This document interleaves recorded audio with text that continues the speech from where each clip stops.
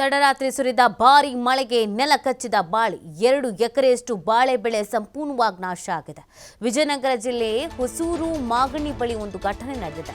ಸುಮಾರು 3 ರಿಂದ 4 ಲಕ್ಷಕ್ಕೂ ಹೆಚ್ಚು ಹಾನಿಯಾದ ಬೆಳೆ ಪರಿಹಾರ ಕೊಡುವಂತೆ ಒತ್ತಾಯಿಸಿದ ಅನ್ನದಾತರು ಸುರಿದಂತ ಮಳೆಯಿಂದ ಸಂಪೂರ್ಣವಾಗಿ ಬೆಳೆ ಎಲ್ಲವೂ ನಾಶ ಆಗಿರೋದು. ತಡರಾತ್ರಿ ಭಾರಿ ಮಳೆ ಆಗಿದೆ. ಇದರಿಂದ ಬಾಳೆ ಬೆಳೆ ನೆಲ ಕಚ್ಚಿಬಿಟ್ಟಿದೆ. 2 ಎಕರೆಯಷ್ಟು ಬಾಳೆ ಸಂಪೂರ್ಣವಾಗಿ ನಾಶವಾಗಿ ಹೋಗ್ಬಿಟ್ಟಿದೆ.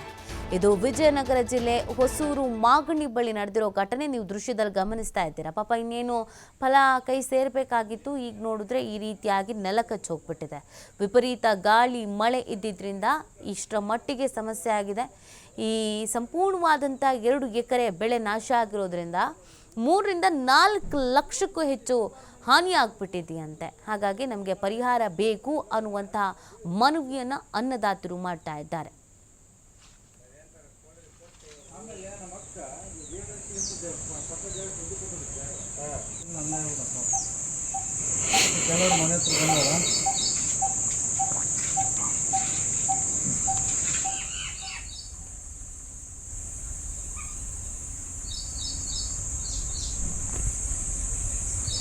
Bonita ni